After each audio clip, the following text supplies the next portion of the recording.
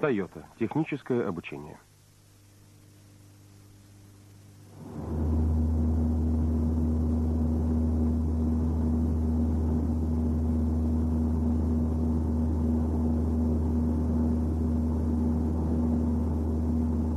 Шум.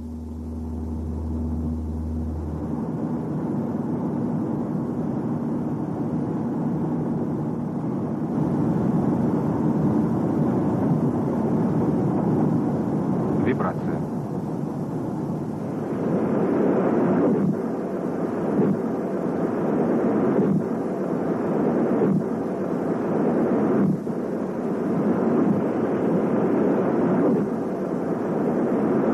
Резкие звуки.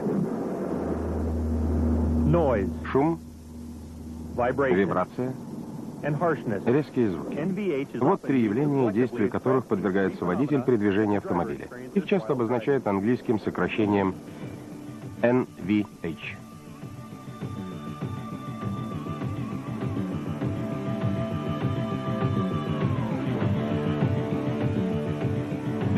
Эти явления не только неприятны водителю и пассажирам, они должны вызывать опасения. Значит, в автомобиле что-то не в порядке. Проблемы, связанные с NVH, доставляют неприятности и механикам. Они считают, что избавляться от них приходится долго и трудно. Но это не совсем верно. Если вы понимаете причины появления вибрации, если вы знаете, что такое вибрация, понимаете механизм возникновения вибрации и шума в автомобиле, а также как с ними бороться, если вы освоили основные процедуры устранения неполадок, избавиться от NVH не так трудно, как кажется. Этот фильм расскажет вам о причинах возникновения шума и вибраций и как решать шаг за шагом проблему NVH.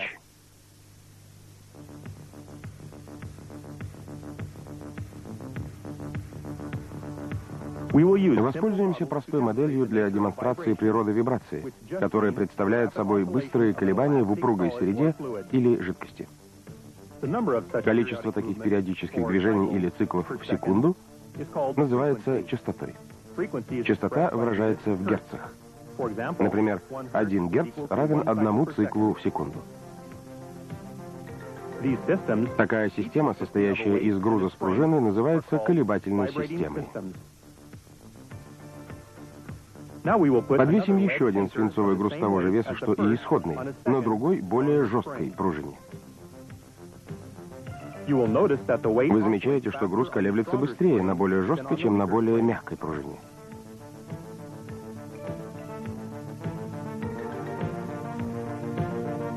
В этот раз мы поместим двойной груз на одну пружину и одиночный на другую. Обе пружины одинаковые.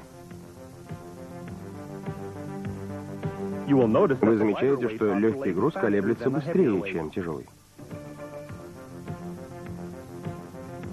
Сравнивая эти колебательные системы, вы обнаружите, что частота колебаний изменяется в зависимости от жесткости пружины и тяжести груза. Частота, с которой колеблется или вибрирует некоторая система, называется собственной частотой. Теперь мы проведем некоторые опыты на колебательной системе, состоящей из пружины с грузом и электрической дрели. Пружина с грузом сейчас колеблется с собственной частотой данной системы.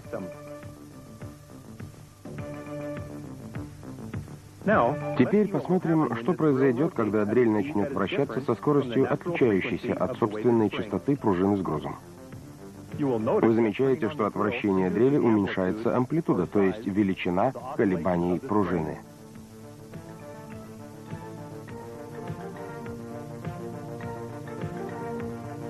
Увеличим скорость дрели, так чтобы частота создаваемых ею колебаний сравнялась с собственной частотой колебательной системы.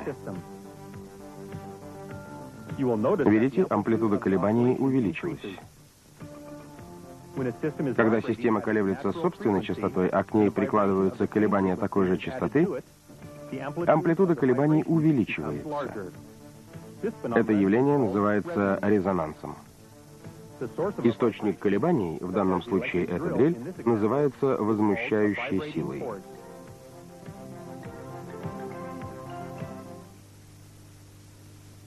В автомобиле имеется ряд элементов, которые могут стать источником возмущающей силы. Покажем некоторые из них.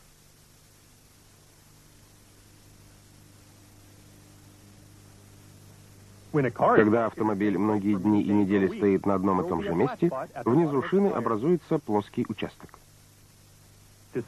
Он может вызывать вибрации в колесе при каждом его обороте.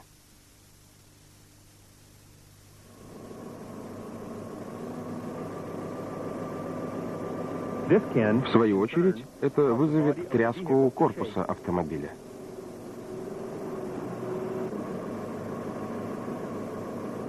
Несбалансированный карданный вал также вызывает колебания при каждом своем обороте.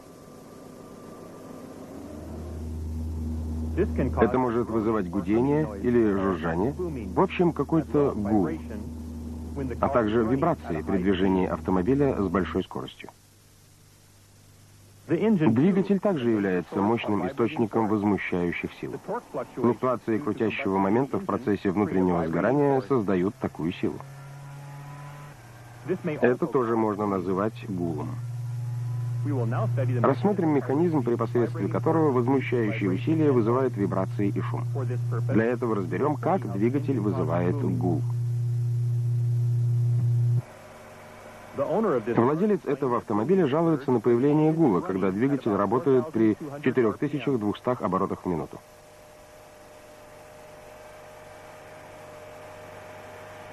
Колебания двигателя приводят к вибрациям выхлопной трубы.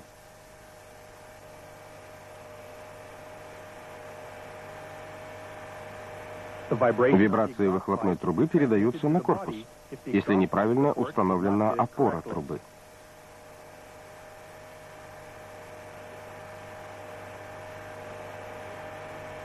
Начинает вибрировать корпус, а вслед за ним также и воздух. Его вибрации воспринимаются водителем в форме звука или гула.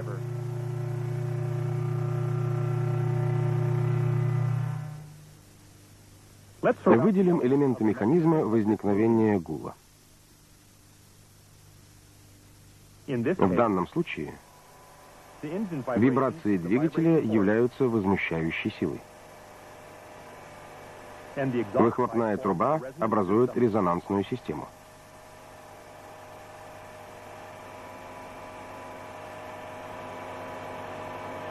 Опора выхлопной трубы является передающей системой, а корпус оказывается вибрирующим элементом. Вибрирующий элемент вызывает колебания воздуха, а колебания воздуха в виде гула улавливаются водителем. Выделение отдельных элементов какой-то проблемы очень важно при устранении неполадок. Любую проблему следует анализировать указанным способом. Можно предотвратить появление вибраций и шума, как мы увидим далее. В целом от вибраций можно избавиться, если устранить один из элементов механизма вибрации. Если устранить возмущающую силу, резонансную систему, систему, передающую вибрации, или вибрирующий элемент, то колебания сведутся к минимуму. В автомобилях применяется ряд конструктивных решений для уменьшения вибраций. Рассмотрим решения, предназначенные для ослабления возмущающей силы. Вибрации двигателя, вызванные, например, перемещениями поршней, можно предотвратить, устанавливая балансировочные грузы на карданном валу.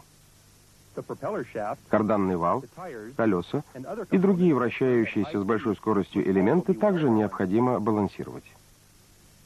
Балансировочный груз применяется для балансировки при установке новых колес. Все эти меры имеют целью ослабить возмущающую силу. Другим способом избавления от вибраций является устранение резонанса. Иногда груз устанавливается на педали акселератора, чтобы изменить его собственную частоту и избавиться от резонанса. Груз такого типа, который устанавливается непосредственно на элемент автомобиля, называется массовым демпфером. Когда груз устанавливается на элемент опосредованно, через резиновую подкладку или подставку, его называют динамическим демпфером. Третий способ устранения резонанса состоит в модификации передающей системы. Например, резина или другой вибропоглощающий материал. Вводится между двигателем и корпусом, чтобы не давать вибрациям переходить на корпус.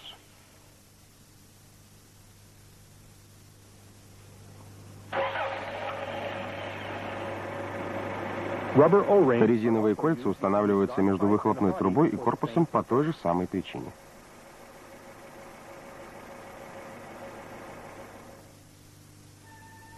Четвертый способ устранения вибраций относится к самому вибрирующему элементу. Например, пол покрывают смолистым веществом. Или между стальными панелями вставляются резиновые листы для подавления вибраций.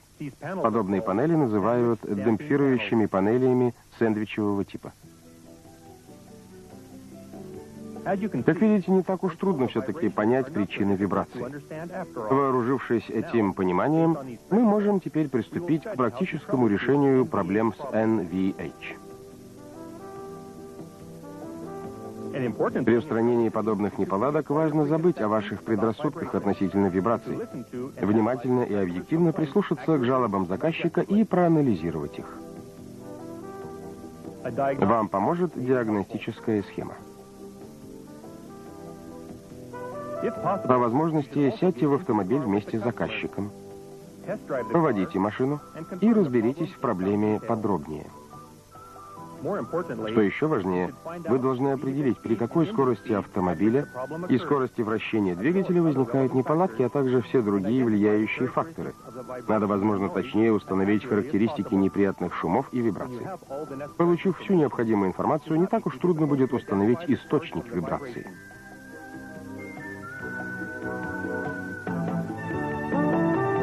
Кроме того, следует выделить элементы механизма вибраций и шумов и решить, устранение какого элемента в этой схеме поможет избавиться от них.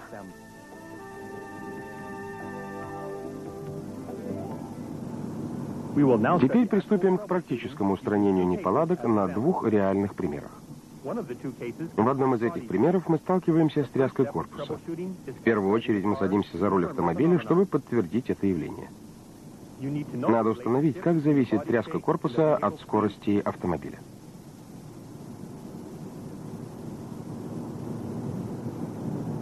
В данном случае вы впервые замечаете вибрации, когда скорость достигает примерно 80 км в час. Вибрации увеличиваются в интервале от 90 до 100 км в час.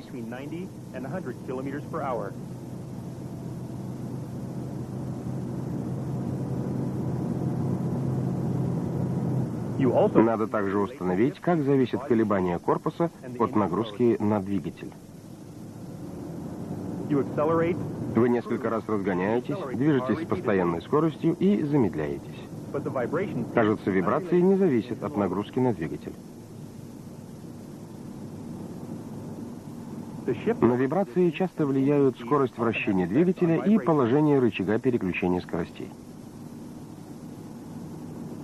В данном случае, по-видимому, скорость двигателя и положение рычага не имеют отношения к этой проблеме.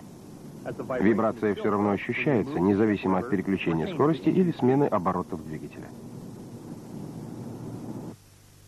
Подытожим результаты нашего испытания. Результаты показывают, что нагрузка на двигатель и скорость вращения двигателя не связаны с этой проблемой. Положение рычага переключения скоростей также с ней не связано. Мы можем заключить, что вибрации не вызваны двигателем или коробкой передач. Значит, надо выявить другие факторы.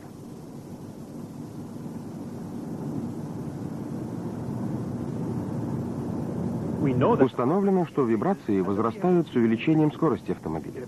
Значит, следует подозревать тот элемент, скорость вращения которого возрастает со скоростью автомобиля. Это может быть карданный вал, зубчатый венец дифференциала, приводные валы, колеса, а также комбинация этих элементов. На следующем этапе надо точно установить, какой из этих элементов является источником проблемы. Есть хороший метод установления виновника. Поскольку любой из этих элементов может создавать возмущающую силу, рассчитаем частоту каждого из них при скорости 100 км в час. Начнем с колес. Секундная скорость вращения колеса вычисляется по этой формуле. При скорости 100 км в час автомобиль проходит 28 метров в секунду. Предполагая радиус колеса равным 0,3 метра, найдем окружность колеса равной 1,9 метра. Отсюда следует, что колесо делает 15 оборотов в секунду. Если колесо не сбалансировано или имеются биения, это создаст вибрации с частотой 15 Гц. То же самое можно сказать относительно приводного вала или зубчатого венца. А как насчет карданного вала? Скорость вращения карданного вала рассчитывается по следующей формуле. Помните, колесо оборачивается 15 раз за секунду. Поскольку передаточное число дифференциала автомобиля может составлять 4 к 1, мы приходим к выводу, что вал может вращаться со скоростью около 60 оборотов в секунду. Таким образом, если карданный вал не сбалансирован, он может вызывать колебания частотой 60 Гц. Кроме того, когда угол сочленения карданного вала слишком велик, на каждый его оборот могут приходиться 2 чрезмерно больших изменения крутящего момента.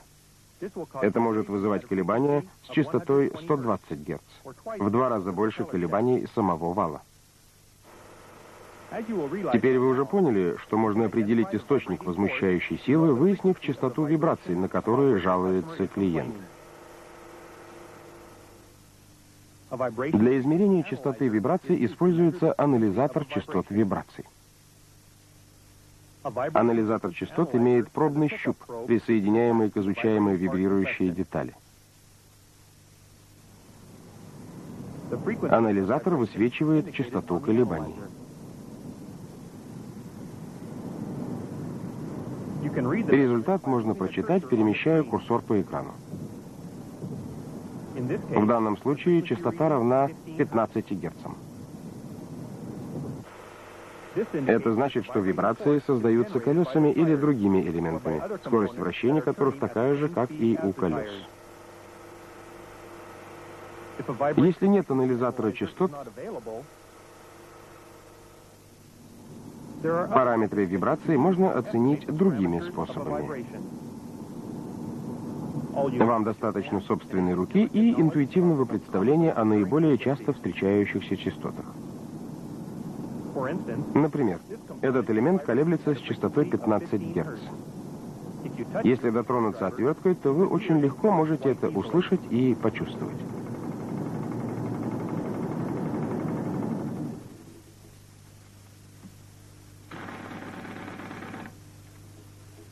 Гайковерт создает колебания сходной частоты.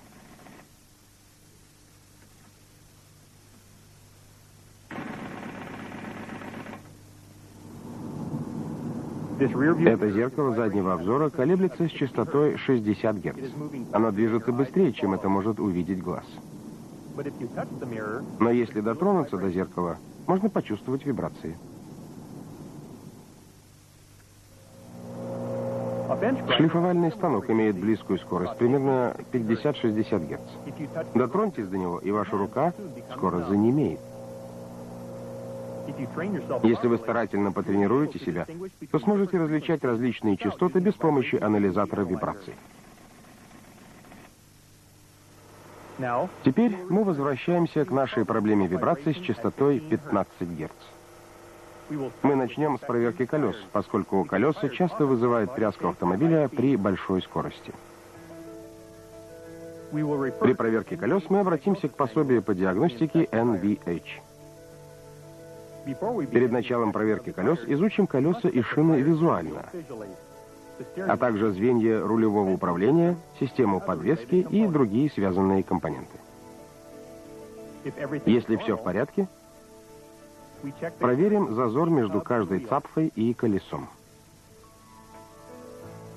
По стандарту зазор должен быть меньше 0,1 мм. С этим колесом все в порядке. Затем надо проверить биение шин. Перед этим надо примерно 15 минут поездить на автомобиле, чтобы снять возможное влияние плоского участка. Максимально допустимое боковое биение составляет 1,2 мм. С этим колесом все в порядке. Теперь проверим радиальное биение.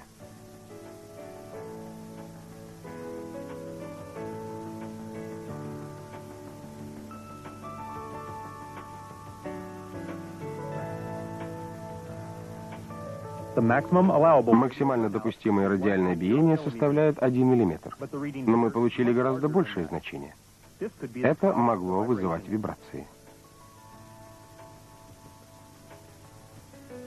Проверим также радиальное биение диска колеса.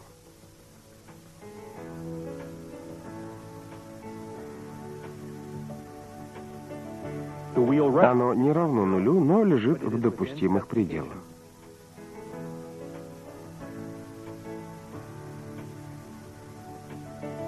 В подобных случаях радиальное биение можно выправить, приведя шину и диск колеса в фазовое соответствие. Если наиболее толстую часть шины переместить туда, где центр диска колеса ближе всего к его ободу, то радиальное биение уменьшится. Это и называется фазовым соответствием. Как видите, биение заметно уменьшилось. Приведем в фазовое соответствие шину и колесный диск. Разделим шину на 12 равных частей. Перед началом измерений выставим измеритель на 0 на метке 12.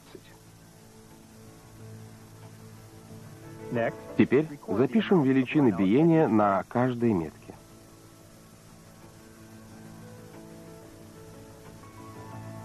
Итог выглядит следующим образом. Внешнее число показывает радиальное биение шины. Внутреннее относится к радиальному биению колесного диска. Как уже говорилось, если наиболее толстую часть шины переместить туда, где центр колеса ближе всего к ободу, радиальное биение уменьшится.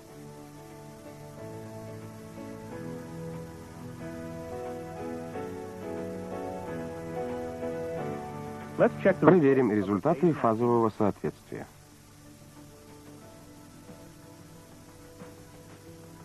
Теперь результаты измерения значительно меньше стандартного 1 мм. Ту же самую проверку следует проделать со всеми остальными колесами. Балансировка колеса также бывает причиной возникновения вибраций в автомобиле. Поэтому перед окончательным тестом за рулем автомобиля следует проверить балансировку колес как на стенде вне автомобиля, так и на самом автомобиле. Во втором примере устранения неполадок мы рассмотрим возникновение гула. Если помните, это очень неприятный для слуха гудящий звук. На первой стадии мы садимся за руль автомобиля, как и при решении проблемы тряски кузова. По результатам тестового вождения мы установили только скорость, связанную с возникновением гула.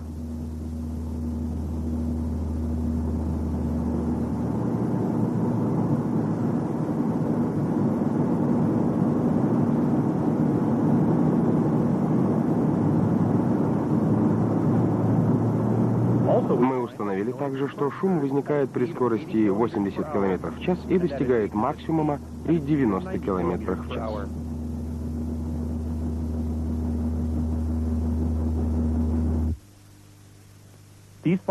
Полученные результаты говорят, что шум вызван не двигателем или коробкой передач. а элементами, скорость движения которых прямо связана со скоростью автомобиля. Следующим шагом мы рассчитаем частоты колебаний отдельных элементов при скорости 90 км в час, когда шум наиболее заметен. А пока измерим частоту шума с помощью шумометра или анализатора вибраций.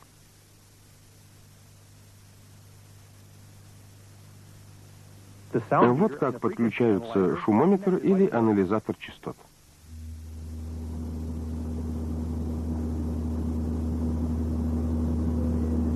Согласно анализатору, частота шума 60 Гц. Эта частота соответствует той, с которой мог бы вибрировать карданный вал в случае несбалансированности или биений. Это значит, что шум вызывается, скорее всего, карданным валом.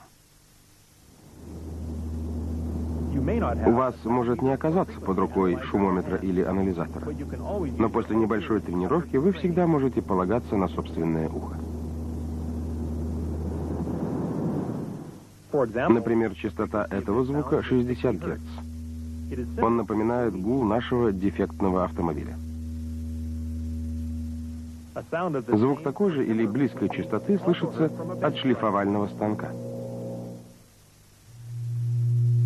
Этот звук имеет частоту 120 Гц, в 2 раза больше предыдущего.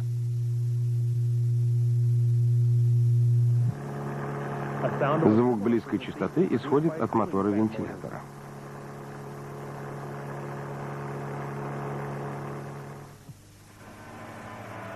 Иногда и гул, исходящий от двигателя, имеет близкую частоту.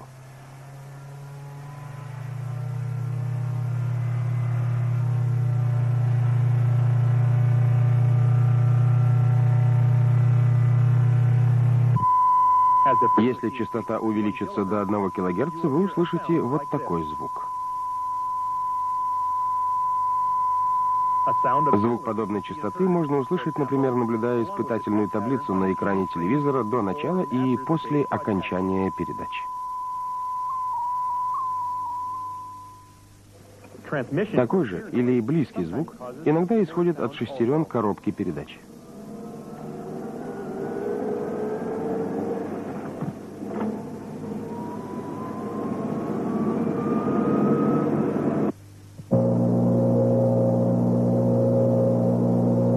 Если натренировать ухо, слушая подобные звуки разных частот, то можно будет опознавать частоты даже без помощи анализатора.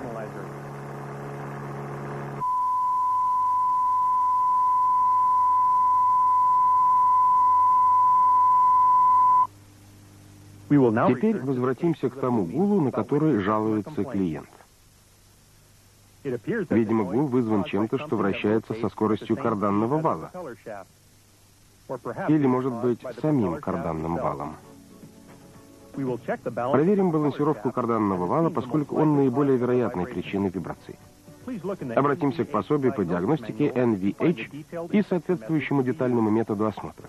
Мы покажем вам лишь основные моменты изучения балансировки карданного вала. В действительности, балансировку вала в автомобиле можно проверить 3 способами. Во-первых, балансировку можно проверять с помощью анализатора вибраций и несколькими пробными грузами.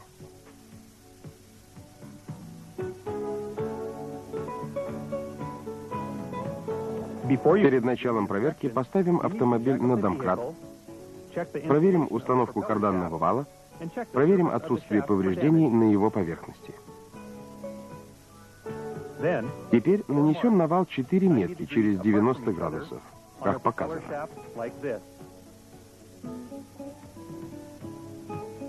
Присоединим пробный щуп анализатора вот сюда. Для проверки требуется 2 человека. Один сидит в автомобиле и управляет двигателем, воспроизводя условия гула. В момент возникновения гула он подает сигнал второму человеку.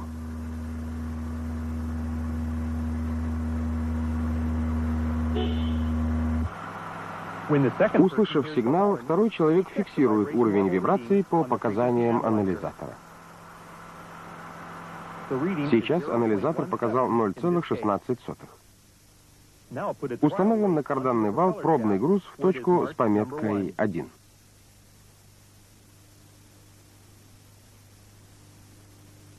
Вместо пробного груза можно использовать зажим для шланга.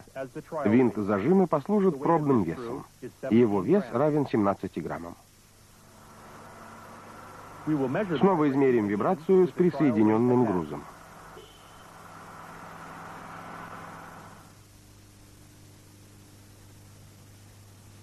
Измерения повторяются для всех 4 меток.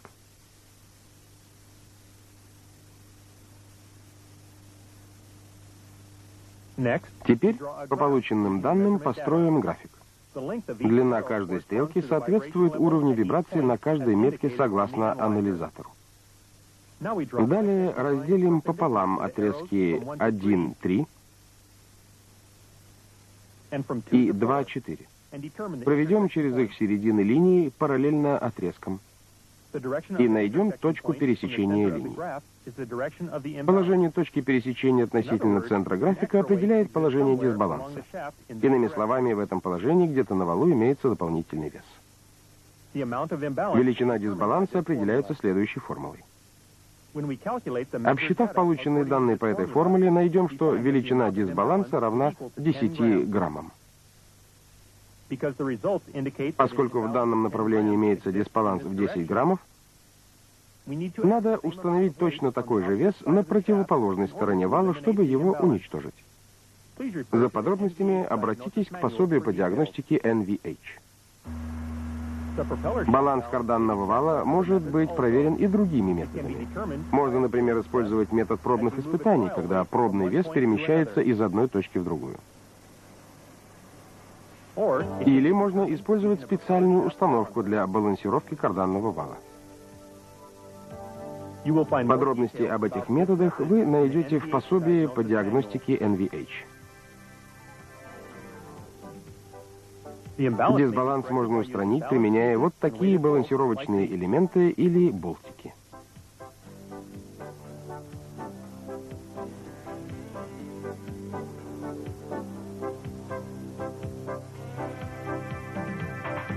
Теперь ремонт завершен.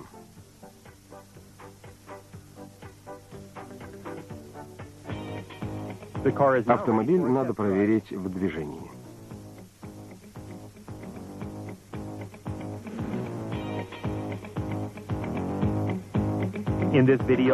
В этом фильме мы узнали о вибрации, о механизмах ее возникновения, о шумах, которые возникают в автомобиле, и методах их устранения.